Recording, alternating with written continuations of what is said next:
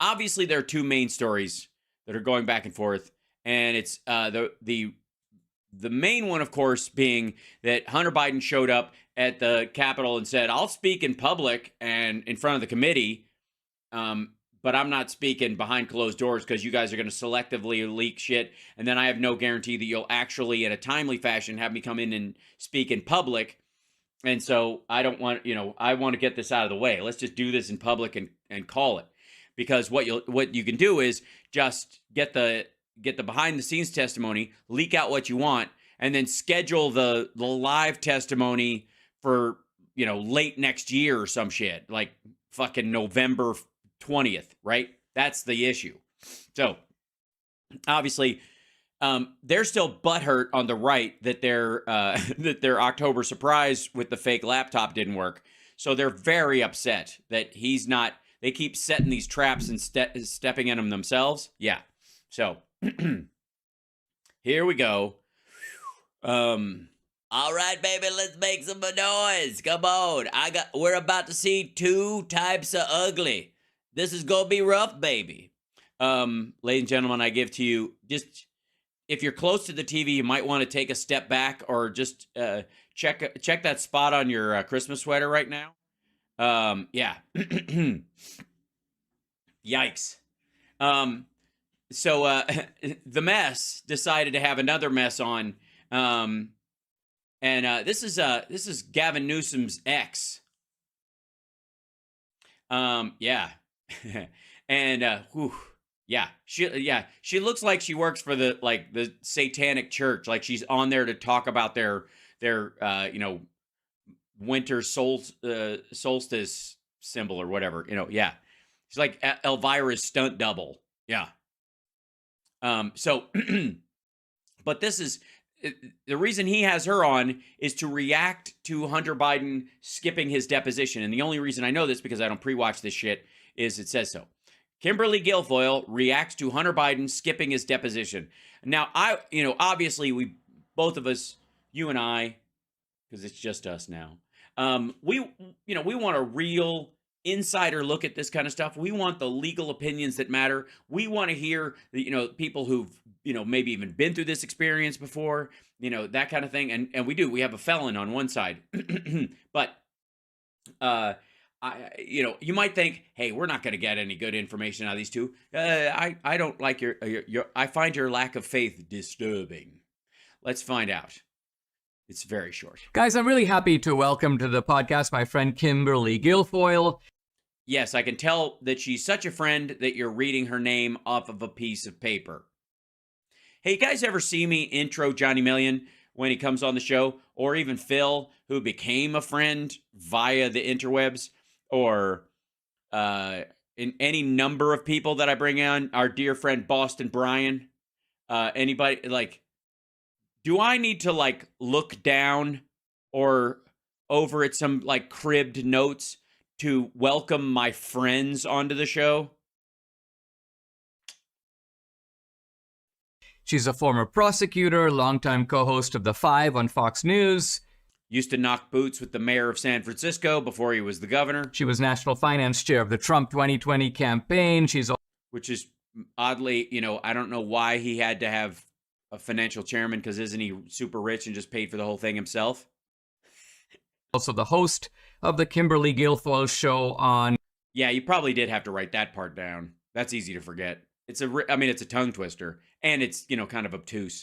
Rumble. You can follow her on X at Kim Guilfoyle. Yeah, I can, but I'm not going to. Kim, thanks for joining me. Really appreciate it. It's Kimberly. Oh, we're friends, right? Sorry. This morning, Hunter Biden does not show up for his deposition. I guess he's trying to hold fast to his position that he's willing to come to a... I think he's working his way towards a joke, maybe. Usually when he starts waddling like this, he's about to lay into some sort of sarcasm. Let's see if it turns out that way. To a public hearing, but he's not willing to sit down with the Oversight Committee and be deposed. What do you make of this? Nope, it's just a direct question.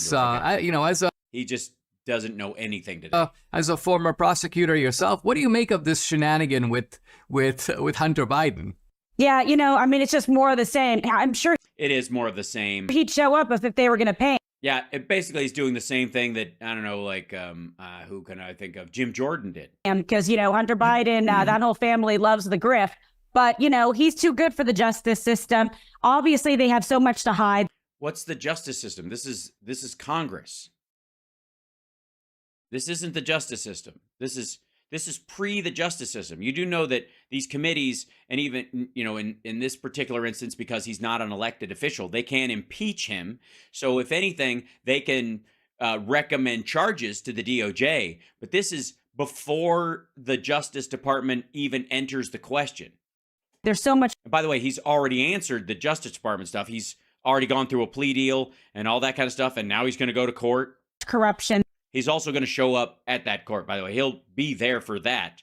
This bullshit. There. No surprise that he didn't want to show up. He doesn't want to actually go behind closed doors because what happens when you do that is they can go for an extended period of time. It's much shorter if you have a public hearing. So that's just one way he's trying to dodge it.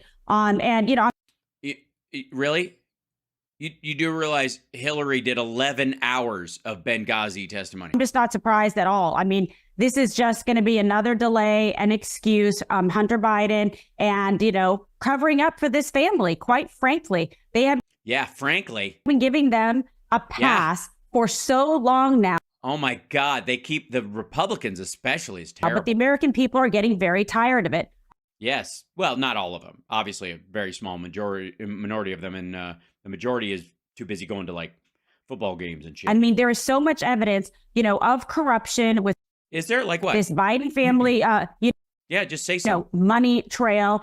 With the money trail. The case that they're going after him for is just rudimentary, taxes, something so basic. They're not doing anything about the foreign lobbying, about the 20 million, all of the stuff with the shady business entities. You heard.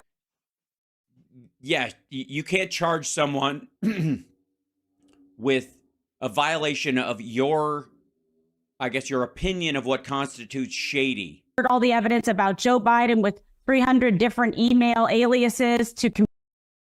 He doesn't have 300 different. Oh my God. Stop just adding zeros to shit. She's been hanging around the Trumps. Communicate with him. The whole thing is just. Is this what happens when you hang around with people who add 10 floors to a building and think no one will check? Literally tell someone you're getting financing from that the building you own has 10 more floors than it actually does. It says, did she get it through osmosis?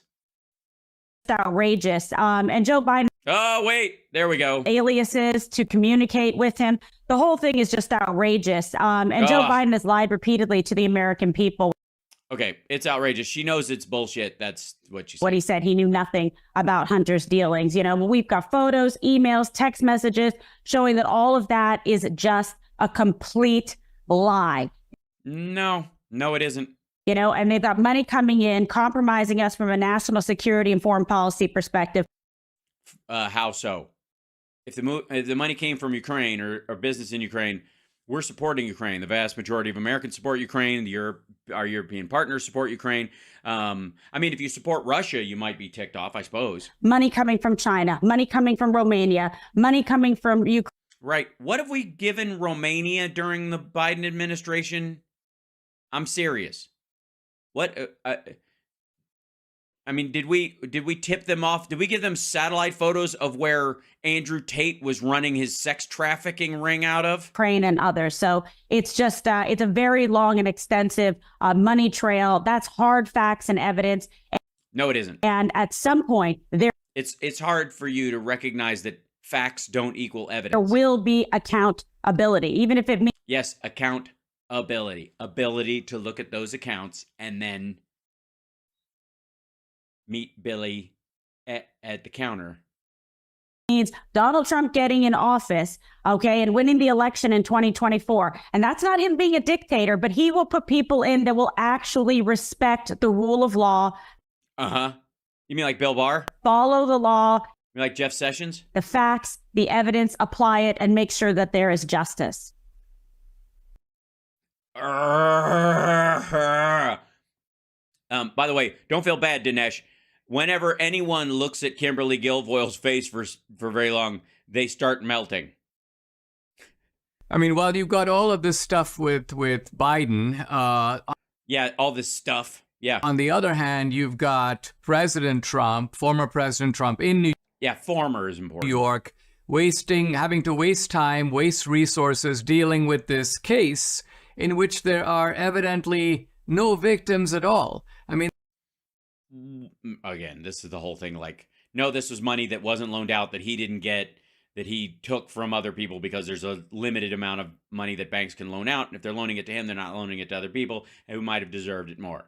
There's not a bank that's come forward and said, hey, we made these loans. We got... Deutsche Bank forgave $230 million worth of loans because he found a backfill investor that still nobody knows who the fuck they are.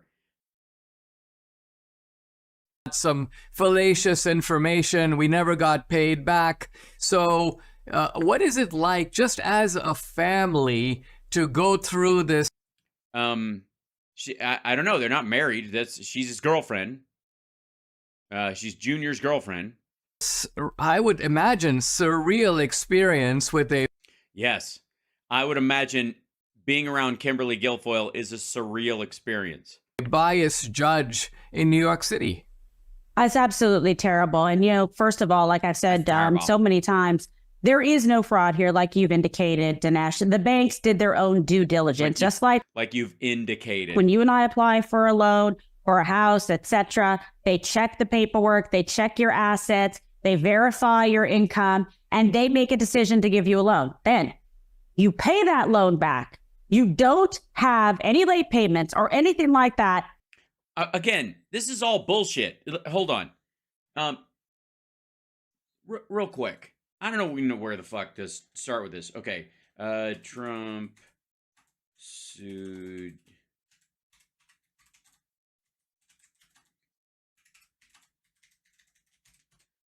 So,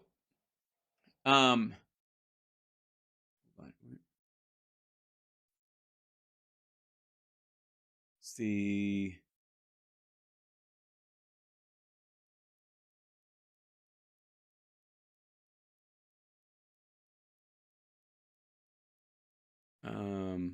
Yeah, here you go.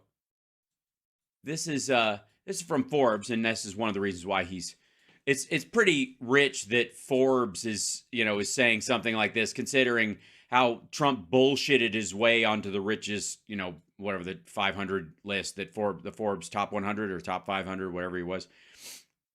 Trump's lender fell for lies about how big and possibly how profitable his properties actually were. The New York Attorney General is suing Donald Trump, blah, blah, blah. Deutsche Bank's credit report describing 40 Wall Street as one of Trump's many buildings is loaded with errors. The 72-floor tower and consists of 1.3 million square feet of premier office space, the report says. Based on a SF assumption, Deutsche Bank indicated an adjusted value of $541.6 million. According to documents filed with the Securities and Exchange Commission, the building is only 63 stories, not the 72 Trump often claims. Those same records also show that 40 Wall Street doesn't have 1.3 million square feet of office space, instead containing 1.1 million square feet of office space and less than 1.2 million square feet of overall space. The square footage mistake alone could have theoretically caused Deutsche Bank to overvalue the property by $50 million.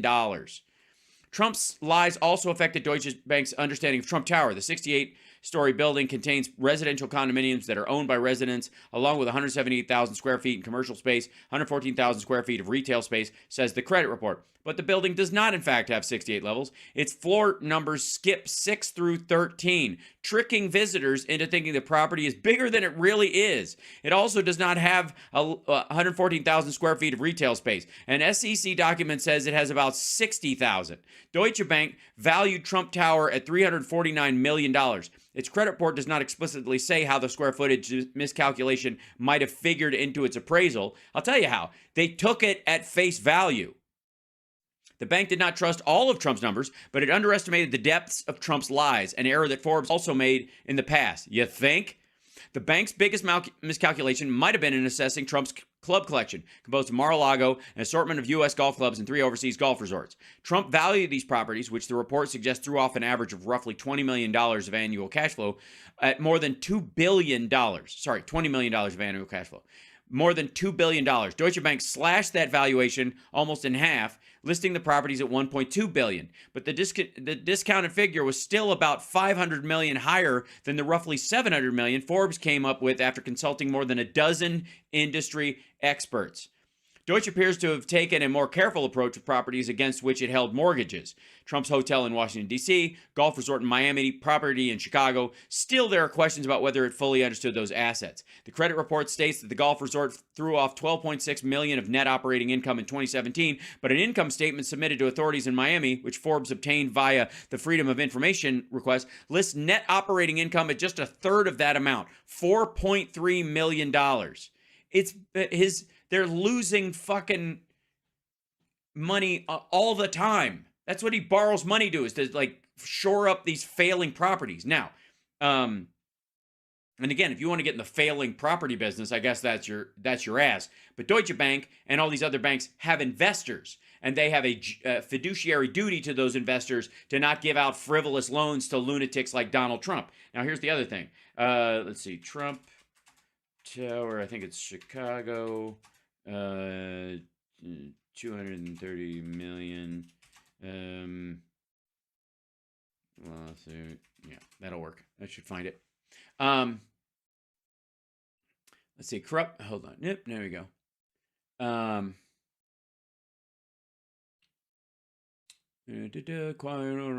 Trump Tower River misuse. Yeah, here you go. 2008. So, get back. I mean, this page isn't working. Make it reload. Oh, get the fuck out of here. I don't know why that page didn't come out. Hold on. Trump Tower, Chicago. Forgiven loan. That'll do it. That should find it. Yeah, here you go. Business Insider. There you go. Let me show you this. Trump had $270 million in debt forgiven after failing to repay lenders for his 92-floor Chicago skyscraper, according to a New York Times report. According to Reality, this is from 2020, by the way. $270 million. Just fuck it. We don't need it. We're good. President Donald Trump has had more than $280 million in debt forgiven since 2010. The New York Times first reported. Most of it was linked to money he owed lenders for the construction of a massive skyscraper in Chicago, according to tax return records and loan documents viewed by the paper. When Trump failed to pay the money back, the lenders initially gave him more time before eventually forgiving the debt, the Times reported. Trump tweeted Wednesday morning that he was able to make an appropriately great deal with the numerous lenders on a large and very beautiful tower. Does that make me a smart guy rather than a bad guy? Trump Tower had $270 million worth of debt forgiven by lenders that he failed to pay back for a 92-floor skyscraper. An analysis of his tax return by the newspaper revealed that when construction at Trump International Hotel and Tower hit financial trouble, a big bank and a hedge fund granted years of extra time to pay back his debts. So don't give me this fucking bullshit about there were no late payments. They were not behind on anything. Everybody was happy. It's nonsense. And much of this debt was forgiven. Trump tweeted Wednesday morning he was able to make an appropriately good deal. Records reviewed by the paper also suggest Trump paid minimal federal income tax on the forgiven debts because of large losses in his other businesses. Alan Garten, the Trump Organization's chief legal officer, told the Times that both the company and Trump had paid all their taxes due on the forgiven debts. In total, since 2010, Trump has had $287 million worth of debt forgiven, mostly stemming from construction of the Chicago Tower, which was finished in 2008. According to the documents viewed by the Times, Trump arranged for 2 of his companies to borrow more than $700 million for the building project. Trump got the majority of the money, $640, from Germany's Deutsche Bank. The report said while the rest came from the Fortress Investment Group, a private equity firm. When the loans were due in 2008, Trump International Hotel and Tower was still unfinished. Did you hear that? He hadn't finished the fucking building when the loans came due. What is about that? What's that shit about under budget and ahead of schedule? Deutsche Bank initially granted Trump a 6-week extension to repay the money. At this point, Trump's company owed Deutsche Bank around $334 million in principal and interest, and Fortress $130 million, not including interest and fees. When the bank declined his second request for extensions, Trump sued Deutsche Bank for predatory lending practices. Like he went to he went to a payday loan service. Fucking hell. And sought $3 billion in damages, according to the report. The bank then filed its own lawsuit demanding immediate repayment of the loan. In July 2010, lawyers for Trump, this is 2 years after the loans had come due. 2 fucking years. He kept them wrapped up in court. Trump, Deutsche Bank, and Fortress reached a private settlement, but didn't disclose the terms. But tax returns and loan documents viewed by the Times show that the lenders forgave Trump for $270 million worth of the debt. Previous Times report about Trump's taxes have found that he avoided paying federal taxes for 10 of the last 15 years and paid a total of $750 in federal income taxes in 2016, 2017. Again, this is 2008 to 2010. Listen to what she says again, just real quick. I don't want to hear this shit. Or a house, etc. They check the paperwork, they check your assets, they verify your income, and they make a decision to give you a loan. Then you pay that loan back. You don't have any late payments or anything like that. Any late payments or anything like that. He drugged Deutsche Bank and this private investment group through court and threatened to sue them for $3 billion because he was late getting the fucking building built and on the payments to repay it. 2 fucking years. And then you get persecuted and prosecuted for it after the fact to say, well, you know what? We're questioning the valuation of one of your properties. But no, all of them. They're all bullshit. 40 Wall Street has 10 fewer floors than he says it does. Fucking Trump Tower has, 8 floors less than it really does? The whole or it says it does? Thing is absurd. And as you know, the Attorney General, Letitia James, campaigned vigorously on going after Donald Trump. She does not care about the facts or the rule of law. She only cares about attacking Donald Trump and the family and the businesses to further her own political ambitions. And the people are seeing through it. And the judge has used gag orders, Dinesh, to prevent Team Trump from even talking about key aspects of the case while... Nope. You can talk about key aspects of the case all you want. You just can't dox the fucking staff. The AG... It's super fucking narrow. This is just dumb. She is outside and she can say whatever she wants. Yeah, because she's not, giving out the cell phone number of Trump's attorneys or his staff or giving their apartment number or their address. And accuse them of fraud and say that they lied on the stand. Which is the exact same thing she's saying in court, very specifically. It is unbelievable. As a former prosecutor and officer of the court, I have never seen anything like this. Bullshit. In my entire life. Bullshit. And they drag the whole... And also, parts of this, I guess that's true, because she's never seen a trial with a former president. Most of us haven't. Family, and as you know, Don Jr. and Eric Trump, Ivanka had to go in. It's unbelievable. Yeah, she didn't have to. So un-American. It really, when you close your eyes, you say, wait a second, what country am I in? I don't know. When you close your eyes, where do you feel like you are? Epstein Island? How is this even happening? How is this even happening? We're not supposed to have to deal with this, okay? This is what happens to poor people. And we even heard earlier this week, Dinesh, from a very key expert witness, Eli Bartov, and he said, the guy Trump paid $900,000 to. That the whole case is absurd. He said there's absolutely no... So he earned that money. No evidence of accounting fraud whatsoever. So... Well, the accountants weren't the problem. It wasn't about accounting.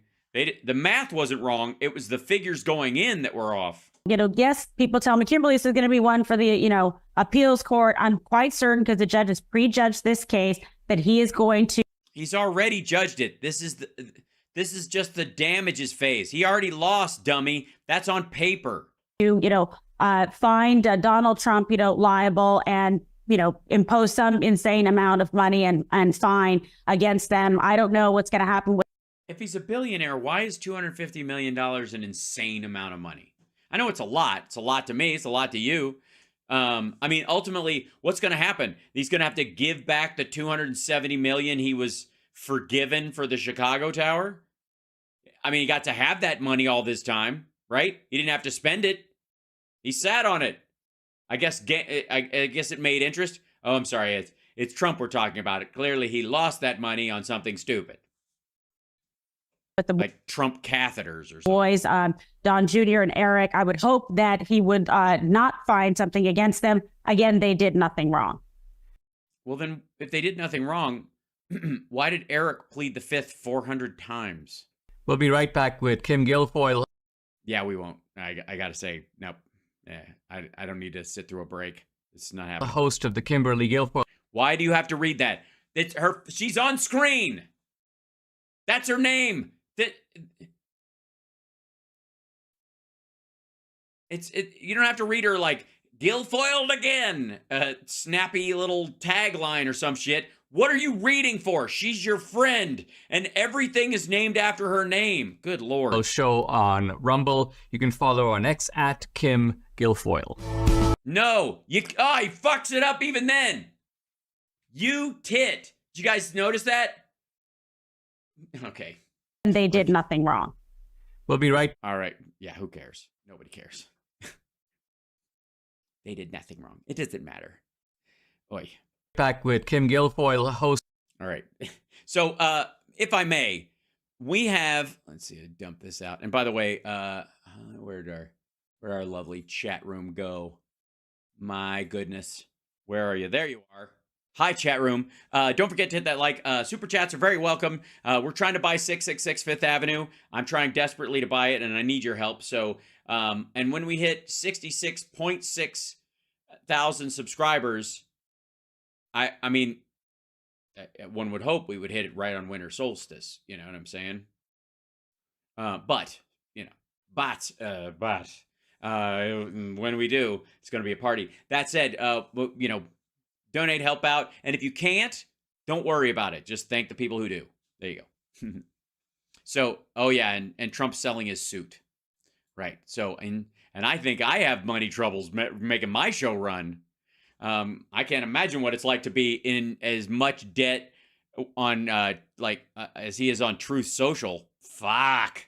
All right. So anyways, like, subscribe. There's a Venmo over there as well if you don't do the super chat thing. If you're on Facebook, please give me an angry emoji right now. Just use the the little moving emojis you can use on Facebook, and then write in there which one you used, because I can't see it in the chat, obviously.